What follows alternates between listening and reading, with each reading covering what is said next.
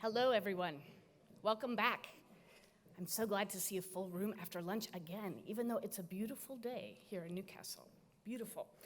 I'm Teddy Fishman. I direct the International Center for Academic Integrity, and I'm also part of the new IAC consortium. And it is my pleasure to introduce our keynote today. I first heard of Jonathan Zittrain when I picked up a book that I had to pick up because of the title. Most of you probably know the title. It's called The Future of the Internet and How to Stop It. You have to pick up a book that has a title like that. This isn't the only thing that he's done of note. Of course, just recently, Jonathan Zittrain has been appointed as the chair of the Federal Communication Commission's Open Internet Advisory Committee. He also sits on the board of the Electronic Freedom Foundation, and he just did a hilarious performance at ROFLCon earlier this year. I'm not going to take much of your time telling you more about him. You can learn more if you'd like about him on his blog, which is thefutureoftheinternet.org. No "the" in it, just futureoftheinternet.org. And then you can also see a project that he and his students have done at chillingeffects.org. But for now, I hope that you will help me welcome, even though it's virtually, I hope you'll help me welcome Jonathan Zittrain. Hello, can you hear me okay? I'm glad you can. Either that or you're syncing. It looks like you're seeking help of some kind. But I can barely hear you. So you will have to use semaphore of some kind using the international signals for boring, talk louder, that kind of thing in order to make sure we're communicating properly. So I would just want to say first, thank you, Officer Fishman, for that introduction that I could not hear. But I assume it was appropriately descriptive. And I'm so honored to have a chance to weigh in on this, on the topics of this gathering. Now, as I look at the students that I deal with day in and day out, they share a conundrum that I think all of us remember from back then. And this, of course, is 8.5 by 11 rather than A4. But it's the same idea. It's that blank sheet of paper that you somehow have to fill with something, and you're wrestling with it to figure out what to do. And as we went into the era of cheap computers, this was what the blank sheet of paper looked like, but it's still the same essential problem, except we saw inklings of something different. And that would be occasionally, this thing would be like, hello. May I help you write what you're writing? And already it's like, suppose we take this technology and imagine it implemented today. It's like, it looks like you're writing a term paper. Would you like help writing the term paper? Like, well, who wouldn't, Tell me more, Mr. Paperclip. And you could see ways in which this collaborative, mechanically aided process can still generate a paper. And I guess on one end of the spectrum is spell check. I mean, that's the machine helping you out, and the other you get into more semantic concepts, and at the point where I guess you have to cite the program you used to write it. I would like to thank Clippy for his many contributions. You're already starting to hit some of the issues that I know all of us are concerned about. Now, I don't know exactly how exceptional this is, because when I think of some of the tools used to teach kids in the early stages how to write, here we have, I believe this is the American version because there's no salad at all on it, but this is the classic hamburger essay, and I love how it's introduction, top bun, example 1, meat patty, example 2, meat patty, example 3, meat patty, bottom bun. But that itself is a form of technology, because what is technology but reified technique? And this is just the technique not yet embedded into the paperclip in Word. And I don't think we have any problem if people use this kind of method to express what they're expressing without citing to, I would like to thank, the Ronald McDonald House for helping me to organize this paper. Now, maybe it's a form over content kind of thing, but I think that's a pretty slippery line between the two.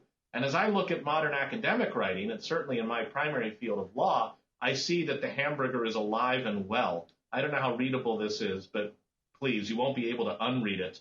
It is just an analysis that proceeds in 5 stages. There are 3 parts. part one does this, part two does. You can see the diagram of the hamburger even in the hands of a distinguished scholar. But again, thinking to the meat, and this is maybe perhaps too lurid a metaphor, but we know that a classic hamburger basically, certainly from the likes of McDonald's, is going to have the meat of 100 cows from 4 continents in one convenient distribution patty. And that's what a good research paper should be too, right? There's the classic, in fact, so often bandied about that I'm not sure it's well sourced, aphorism that if you steal from one person, it's plagiarism. If you steal from a bunch, it's called a research paper. And that's the idea of the hamburger patty, to have things homogenized into a single unit with each atom that you've drawn from properly sourced. And I think the trick of pulling mechanically to get these things is only to get more subtle, because the line between the mechanical and the human is also starting to vanish. So the early phases of this are with something like, I don't know if you guys have heard of a+a.org.uk, named, I think, in a shout out to the era of the telephone directory, because I guess they would be listed first. I don't think anybody's told them that Google doesn't work that way. But in any case, this is the kind of place that tells you, are you unhappy about your academic progress? Don't panic. We're going to make your life easier by giving you your papers. All you need to do is turn them in and lean back and relax. Now, that, again, is sort of version 1.0. They're going to give you the entire hamburger patty. But what if you still have it mechanically created in front of you, but from different sources? And in that sense, you're not just going to have one shadow person writing your paper for you. You could rely on a lot of people doing just a small task, and that still enables you to basically be the cat that brings back the mouse. And I think so long as the student's view of things is, whatever reason, the teacher right now is asking for a mouse, you want a mouse, here's a mouse. The cat doesn't ask you or doesn't account to you for the mouse's provenance. This is, I think, the model that the student who is extrinsically motivated is following. And of course, when we think about the importance of attribution, even in a digital age, I think we're thinking about accountability and assessment.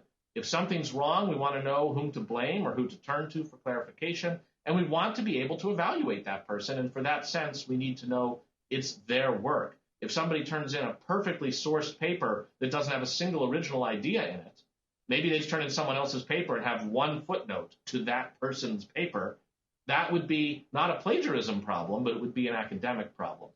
And so long as students fail to realize that the point of writing the paper is actually to get better at what they're doing, then I'm not sure there'll be anything other than, I guess maybe not the cat now, the mouse in the B.F. Skinner box being told it's a cat and mouse game. Whatever gets you the good mark is what you can get away with. It's kind of like if you chew gum in class, so long as I don't notice, you can do it. And as long as the students aren't thinking that people are caring about their work, then it's not clear they're going to be putting the kind of work into it that we're looking for, that's intrinsically motivated. And that also gets then to our forms of accountability. When we mark papers, to what extent are we extrinsically or intrinsically motivated when we do that? And I think the fact is it's extrinsic. All I can say is when I grade my tort exams, it's like the same bad movie 81 times. I mean, I'm going to sit there and look at 81 papers and do my job, but it's really hard not to say the reason I'm doing it is because there's the stack and it's my job to make it go away. And when they get that sense time and again on one assignment, it may be hard for them not to feel like their job is simply to produce the stack. So I do think there's something here to be teased out in the longer term having to do with intrinsic and extrinsic motivations. And are there ways that our system of accountability can signal intrinsic worth and incentive rather than just the extrinsic mark? Now, I already alluded to newer ways of students getting work accomplished that isn't by their own hand, but that doesn't have the crudity of simply ordering up a hamburger from A+A.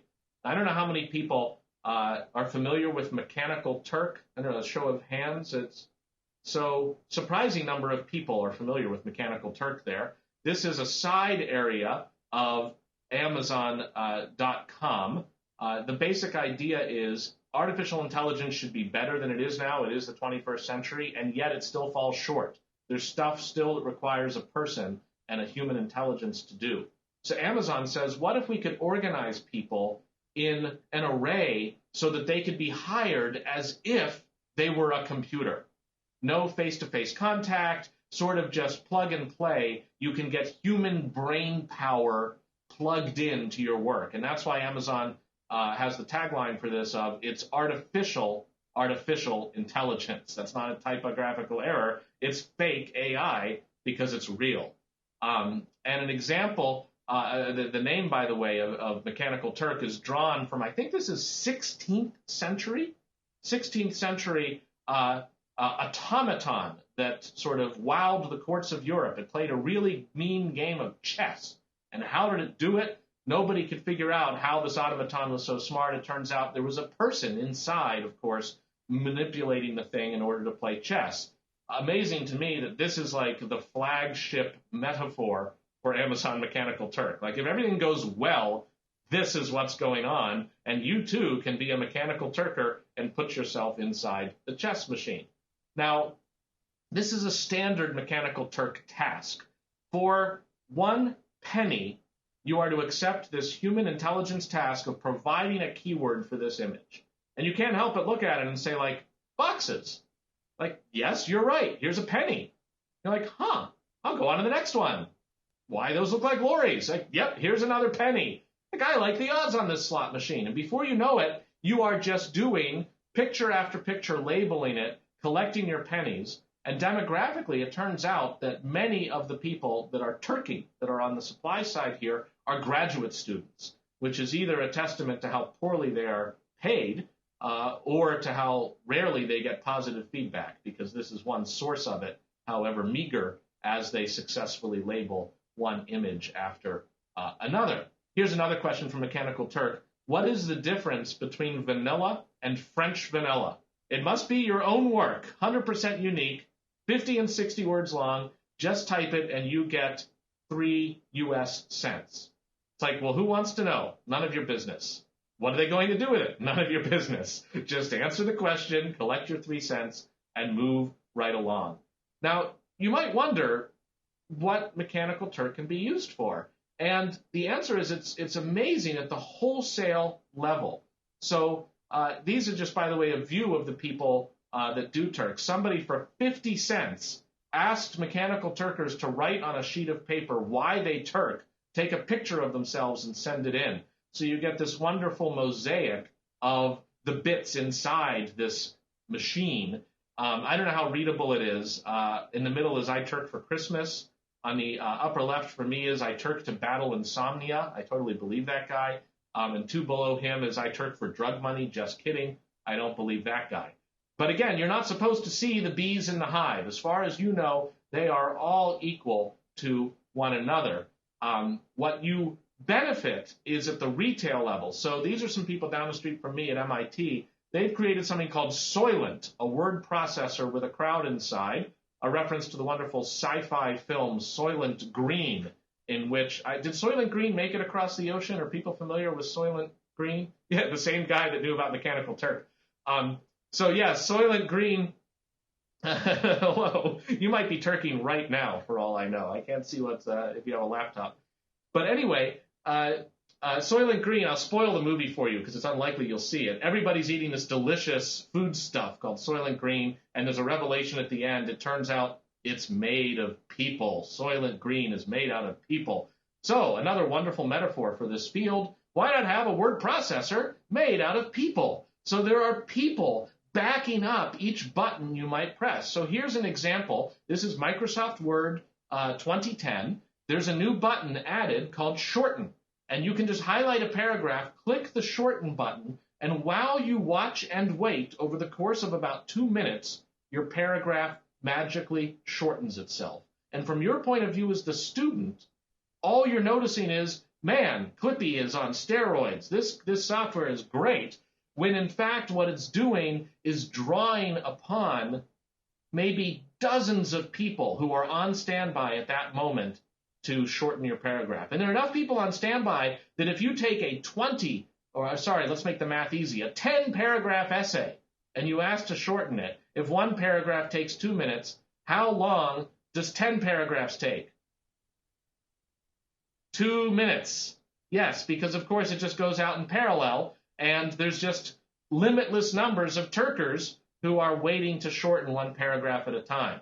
Now, I'm just waiting for the publicly held company in its quiet period to be working on its annual report, and somebody's like, oh, it's too long, and they just click the shorten button, and unbeknownst to them, their corporate secrets are now shared among several dozen anonymous people out in the world who immediately run to their brokers.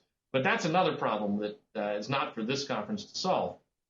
In the meantime, though, there is the question of what do you do as more and more you could see people mechanically assembling their papers, shortening it, not just fixing the grammar and the spelling, but the concepts within, and not having that threshold that they cross of visiting A+A. That button is right inside the word processor. And in most businesses, great, it's a productivity enhancer. In school, it's not. On the other side of things, you have automatic essay grading, and at some point you realize we have entirely eliminated the middleman. The papers are being mechanically created and graded, and all of us get to go on holiday as our work is done, respectively. Now, maybe that's a vision of a very positive future. This kind of gets to the sort of debate between Orwell and Huxley. Is it like what scares us that's going to kill us, or what we love that's going to kill us? In this case, respectively, it may be what we love that's going to kill us. Now, what you lose, I think, to the extent that you rely on external tools, whether on the supply side or the demand side, to get your work done, is it can get harder to get into that magical place called flow. And I don't know how much this concept has worked its way around, but flow is, to use a colloquialism, it's being in the zone. It's where you procrastinate forever to start that thing, but then once you get started, you lose all track of time, you stop eating, all this kind of stuff. That's an example of just how amazing things can be. And it has components that have been identified, and there's some research around it. A lot of it focuses on the intrinsic value of things. And what's interesting to me from the larger point of view of attribution is I think more and more students are finding flow when they find it collaboratively. Instead of it being the kind of boffin in the lab who, oh, I missed 3 meals, who knew? I was alone with my microscope. What we're talking about are people are working collaboratively on something, and they get great pleasure and they get in the zone in that whole world of Warcraft or whatever it may be, working together. And here, we don't think of attribution except in its own terms, right? You earn experience points. If it's your blade of the sword that kills the dragon, that's actually attributed to you, and it's harder for others to claim credit in the tall tale later. And yet, there's this sense of collaborative production that doesn't have that kind of citation. Now, that's a game, but we see other endeavors that are of a scholarly bent, that are in the realm of knowledge, at least, if you don't want to say that Wikipedia is scholarly, that have this form of collaborative flow. And figuring out how to work out attribution in those environments, put it this way, in the positive sense, if we can figure out how to make that happen, I think we will have made an important step for the kind of attribution we seek not to have atrophy in individual academic work as students and in academic work as scholars. Now, Wikipedia itself has gotten so wildly popular that, oddly enough, it's now like, here's a photo of Wikipedia on a Chinese restaurant menu. Now, that has got to be a mistake of some kind, but at least for my part, I like stir-fried Wikipedia with pimentos. There's actually a theory as to how this happened. Somebody was Googling for the purpose of translating the menu ingredients from Chinese to English, and the first hit was Wikipedia for the translation, so they thought the word, well, anyway, we digress. But suffice it to say, Wikipedia is extremely powerful, and we have to figure out, I think, how to take the best elements of it and not make it something in opposition to day-to-day work and scholarship, including student work.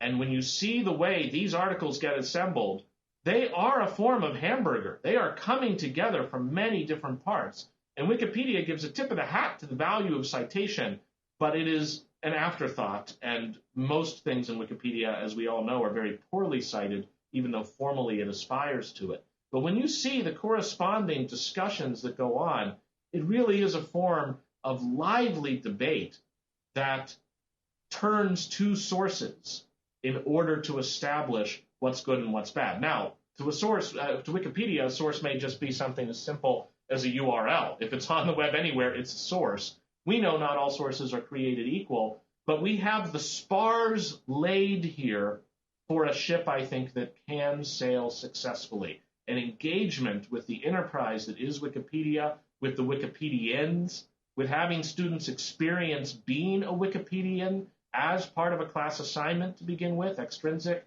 Maybe it will flip to intrinsic, because the people who work on Wikipedia, whatever else you say about them, they are intrinsically motivated for the most part. They are up late at night correcting typos in the hopes maybe of earning a Barn Star at some point, which they could award themselves if they wanted.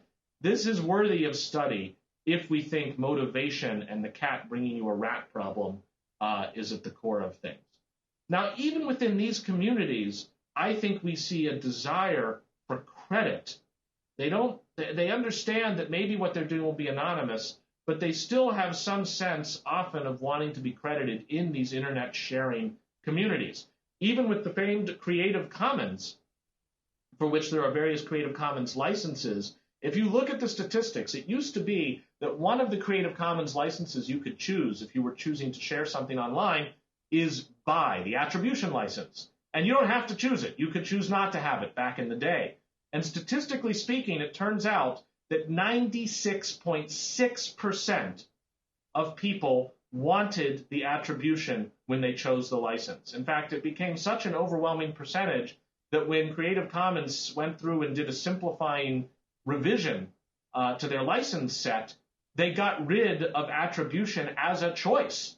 Attribution is now baked in to almost every Creative Commons license because it is so common. And I think that does reflect something innate about what people want. And to the extent that it's what people want, it gives us a hook to talk about reciprocity, to talk about the concept that one reason you cite to things is not because you are told to, and if you fail to, you might get a poorer grade or mark, but rather this golden rule. You want to be cited. When you do stuff, shouldn't you be citing to others? And in fact, it's a little bit like a multi-level marketing scheme, because if you get cited by somebody, when they get cited, maybe the secondary citer is citing back to you as well. And in the digital age, you can keep track of these genealogies of citation much more readily than you could in print. And there is always this question in print. When you find a source thanks to another source, do you cite to the original? For sourcing reasons, you probably should. Or for credit reasons, do you cite with a hat tip to the intermediate? In the digital environment, I think it's going to be much more possible to do both. Now, we saw in the mid-2000s an effort to try to trigger that reciprocitive instinct in students. This is a British group trying to figure out how to get kids to respect music copyright more, and they figured it should try to be wired in an early age. So their idea, one of them was school children should recognize their creativity by including the copyright symbol on their coursework, so that early on they're realizing that they're creating something worthy of protection. And I guess, at least under American law, perhaps they could specify that any mark lower than a certain level creates an unauthorized derivative work. So you must give me. But anyway, we're getting too much into the legal niceties. So I already alluded to sourcing and support as a third principal reason why attribution remains important, even in the digital age. And for that, I worry a little bit that just mechanically providing the genealogy, something that I was saying positively just a few minutes ago, it itself can become almost too mechanical and even. When I look at scholarly journals and how they have proliferated, I mean, right now it's basically following Moore's law. The number of scholarly papers is doubling every 18 months. which is kind of scary because, again, unless you're just going to have essay grader read them all, somebody's supposed to be reading these papers. And you end up, for instance, in mathematics, there are currently extant approximately 2 million mathematics papers, 50% of which have been published in the last 10 years. Now, that's just people writing them like crazy. Again, where do they all go even? There are now almost 100,000 scholarly journals currently publishing in the world, 4,700 of which are in mathematics. This is how you can, I think, come to understand that the median number of readers of a law review article is 0. 50% of all law review articles are read by no one. And that's odd because then when you think of citations floating around, if they are never followed, they are but trees in the forest waiting to be heard. It's funny to even see Wikipedia, which of course is the butt of a lot of scholarly jokes. They're trying to figure out whether it's proper for Wikipedia to actually have an entry for each and every scholarly journal, or if the journal has to be somehow independently notable to be worthy. This is one of the discussion points that was made as the Wikipedians were trying to figure out the answer to that question. I would no more delete an article on an obscure academic journal than I would an article on a small village where nothing had ever happened. And it's like, if that's the kind of sympathy you need from the Wikipedians to be featured in Wikipedia, I don't know. I think you're in pretty bad shape as that journal.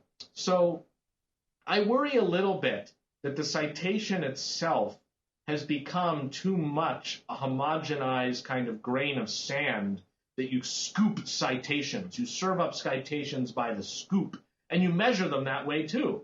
Because it's so hard to read all these papers and then rank them against one another, if one is trying to hire a scholar, you end up saying, you know what, let's go for volume. Who has the most citations? And of course, like the somewhat apocryphal phenomenon of the most photographed barn in Connecticut, and then it turns out everybody wants to take a picture of it, since after all, it's the most photographed barn in Connecticut, you end up with papers that become cited so frequently, that's the stuff that you have to cite. It creates a sort of path dependence. And for me, at least, it has led me to take a good chunk of my work and simply publish it directly online.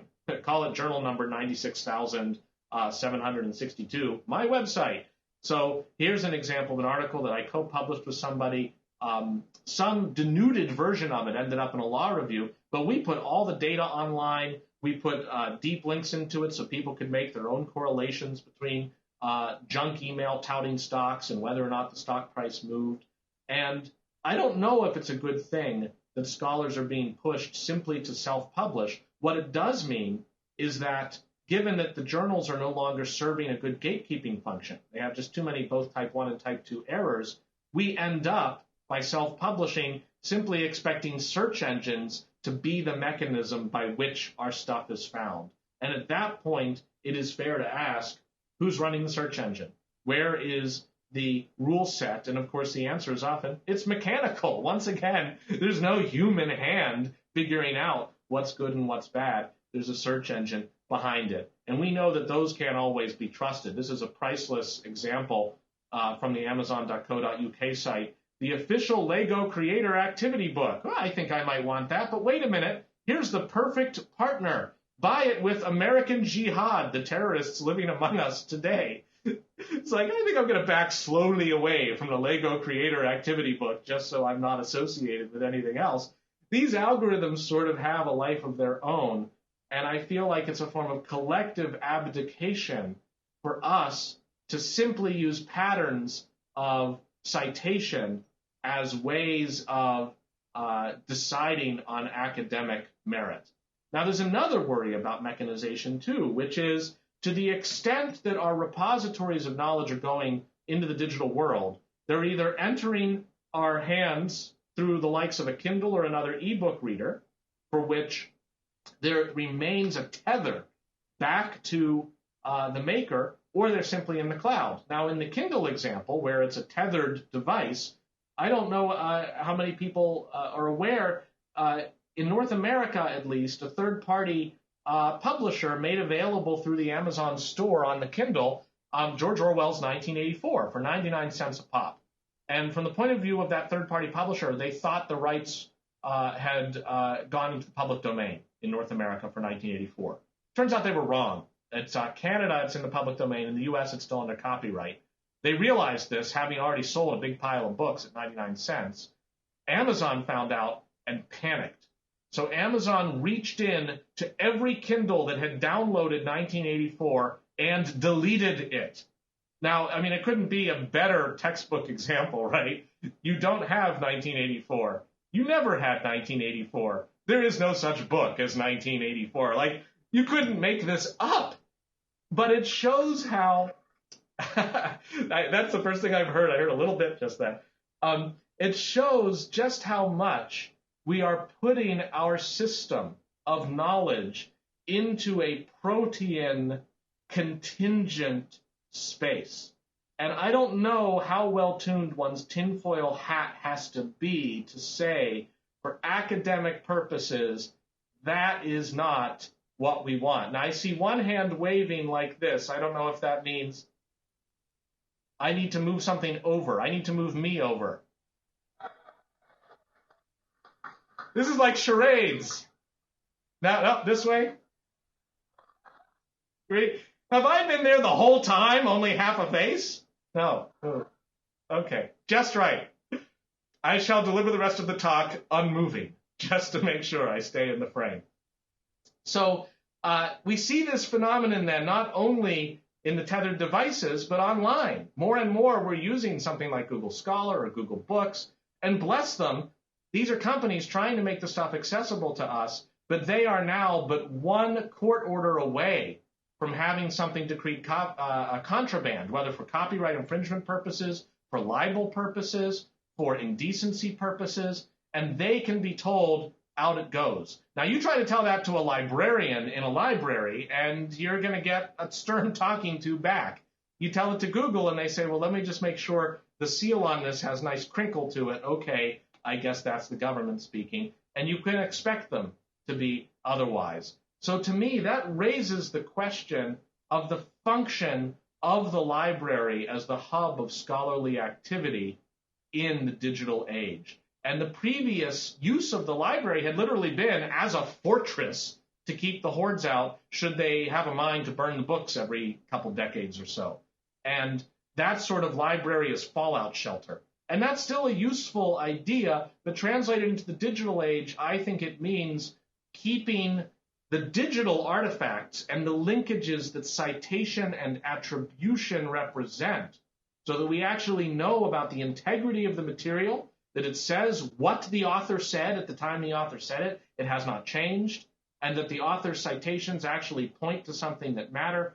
These are functions I think that the library can serve. And to me, that means the future of the library cannot simply be a nice architectural space to go online or to get materials for which the library managed to pay in bulk. It's got to be a verb. It's got to be some function of a curator with a sense of the material that is there and with enough custodial possessory interest in it to defend its integrity for the decades and the centuries for which libraries have been chartered. Now, time is short. I want to make one other set of points around attribution in one of its more obscure but I think increasingly important forms, and that I've described as privilege to annotate and to update, because the magic of the cloud, of the internet, is unlike traditional publishing, where once you publish it, it goes out.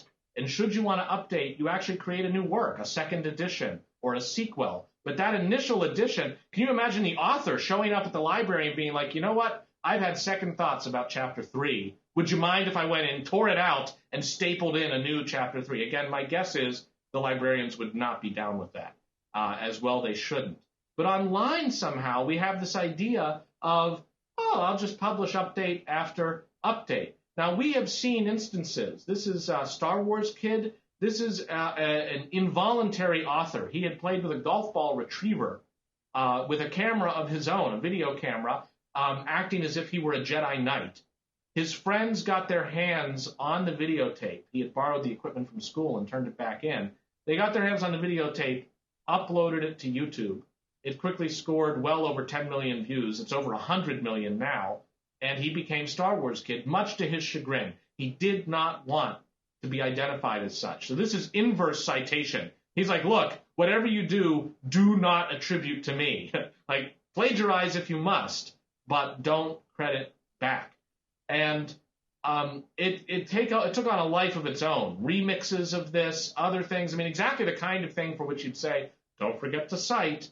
And in this case, citation was exactly what he didn't want. And interestingly, the Wikipedia article about Star Wars Kid does not tell you his name. And on the discussion page, they went to great lengths to argue about whether or not Wikipedia, as the encyclopedia of record for humanity, like get over it, they are, whether they owe humanity his name for the ages. And they went back and forth and decided, no, that's not integral to the story. And this is a living person who doesn't want that. We respect that choice. Much of the mainstream media did not, and they publish his name. Wikipedia to this day, you can find his name in the talk page, but on the front-facing page, you won't find it. And the question becomes, are there ways to not just have the data on the internet be data, be stuff to which, so long as you cite, you're done, but rather for that data that has a human dimension, that is sourced by people, to allow those people to indicate not their requirements, but their preferences with respect to its use. And in this case, the Wikipedians knew about his preference because it was a bespoke situation. He was able to indicate it to them. We could automate this. And so when you see an instance, this is a blog of funny and awkward family photos. This is one American Photoshop called Olin Mills. And it's like, wait a minute, is that a dead animal carcass behind her? And the answer is yes, I think it is. I don't know if you can see for the quality, but yes, there's like a dead cow behind her in that photo. It's for verisimilitude. And later on in the blog, image removed at request of owner. This is this snarky blog that says, you know what? Somebody wants it taken down. Fine, I will respect that request. Now, we already have in the web this concept of robots.txt, of a website being able to announce not its requirements, but its preferences as to whether or not various directories within that website are to be crawled by the likes of Google and Microsoft for their search engines. And those search engines have chosen to respect those preferences by these websites. I say we need a robots.txt for individual pieces of material, anything to which people could cite, a piece of scholarship, a photo, a chart, a graph, a video. There ought to be some way to be able to indicate as its author something meta about it. I'm the author, and here's what I have to say about it, and that can change over time. I no longer agree with Chapter 3 of this book, and to be able to send it out so that wherever people encounter Chapter 3, that meta from the author follows. That gives a kind of citation that preserves the integrity of the original work. It's not 1984 changing it as time goes on, but it's allowing for dynamic updating of the sort we could simply just not contemplate before the internet. I think we could see this actually in the analog world too. So for instance, you could have cameras that would automatically respect this guy's preference as indicated by his shirt and attached radio frequency ID. But it's saying the internet, the digital environment we're building, at its base is one created by people. And the mechanical stuff is in service of the illumination and advancement of humanism, of humanity. And it's that essence that we want to be able to anchor. And it's an energy waiting to be tapped. As XKCD put it, here's somebody, are you coming to bed? I can't. This is important. What? Someone is wrong on the internet. That's the power of somebody realizing that he is interacting with someone else and that there's something between them, a disagreement that might be rectified through reference to shared norms of, I will call it scholarship, even though others might call it simple debate or something. That's what the likes of Wikipedia stands for. And at base, that's what we are trying to capture in our students when we ask them to produce work for us. We are saying, put yourself into this work. Have skin in the game. And that's why it's not so simple as just bringing me a mouse that somebody else sank their teeth into. Thank you very much.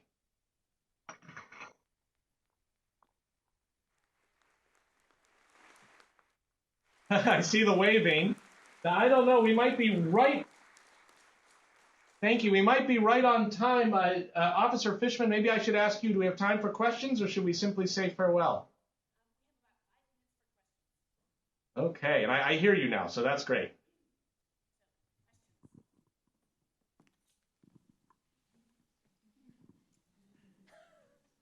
I can see everybody looking around in a way that if I were on the stage, they wouldn't. They're like, I don't know, we got to come up with something for this guy. Oh, come on. Just because he's virtual doesn't mean he can't hear you. Well, nobody wants to be the first, but I thought for sure our friend who uses mechanical Turk would have something. Yep, you need a mic. Is the observation of scholarly articles doubling every 2 years your own, or is it one that other people have applied to Moore's law? That's a good question, a question of attribution, isn't it? I will not claim it as my own, and for accuracy's sake, I will not say it is every 2 years. It is doubling at a constant interval, but I think I misspoke if that's what you heard. That is it, in fact, every 18. Wouldn't it be convenient that it's exactly it's 18 months, is it? Okay. All right. Yeah, it's 18 months is the classic Moore's Law formulation. I think it might be closer to 10 years. But, the point of exponential is you still got that curve going on. Well, can I then suggest to everyone in the audience that we agree it's Zittrain's law? Because you're not allowed to call it that, but we are. I give you permission.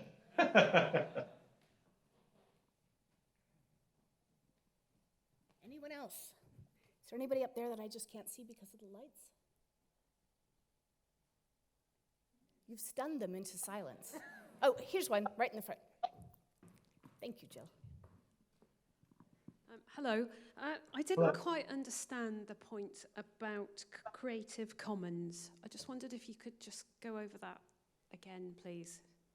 Well, Creative Commons, let's start at the 0th step. Creative Commons actually started here at the Berkman Center at Harvard Law School back in the day, was thought of first as creating a new digital library of Alexandria of works that do not have legal encumbrance. And they would often not have legal encumbrance because their very creators or rights holders would voluntarily contribute them to the library because they're good people or they see other benefit in getting that out there. And then we looked at the problem of what happens if you end up having works submitted by people for which the people claim that they're not copyrighted, but in fact they are, and then where are you going to get all the servers for the library? It very quickly evolved away from let's create a big server of stuff and into this is a tagging scheme. Let's make it so that people can clearly indicate about work to which they have the rights, their willingness under certain basic conditions to see it shared. And it doesn't mean under all conditions. So the various flavors of Creative Commons licenses are to let them, in a very simple, what we call human readable way with those little icons, say, here are the conditions. So one of the more used icons is non-commercial, Creative Commons non-commercial. If you are using it for non-commercial purposes, go to town. You don't need to consult with me. If you're making money off of it, it is as if it is copyright, all rights reserved. You need to come back to me to negotiate how that will work. When these first came out, they were seen as a real challenge to the copyright system, in part because they were seen as somehow expressing a view among the internet digerati that everything should be free and shared and chaotic and anarchic. And I guess I was making the point by highlighting the empirical popularity of the Creative Commons BY license. And these licenses can overlap, so you can have BY and non-commercial at the same time.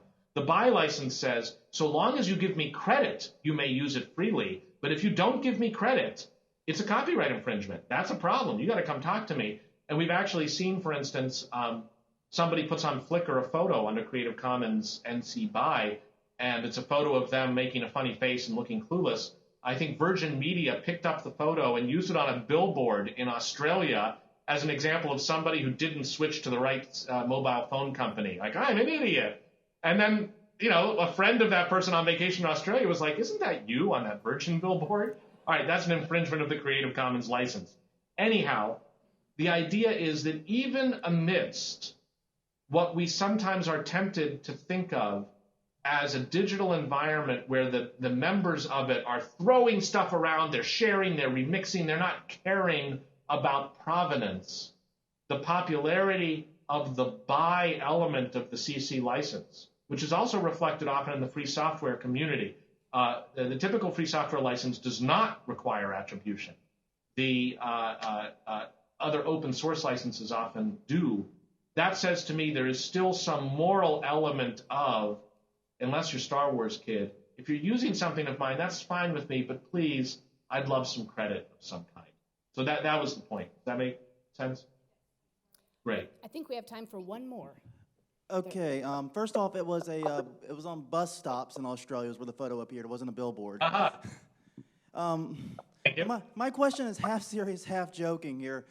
With all this Google becoming sort of the filter for scholarly works, do you think scholars are going to begin studying SEO and optimization for mechanical use? And They already do. They already do. They're just terrible at it. Just like they're terrible at SEO for their books, right?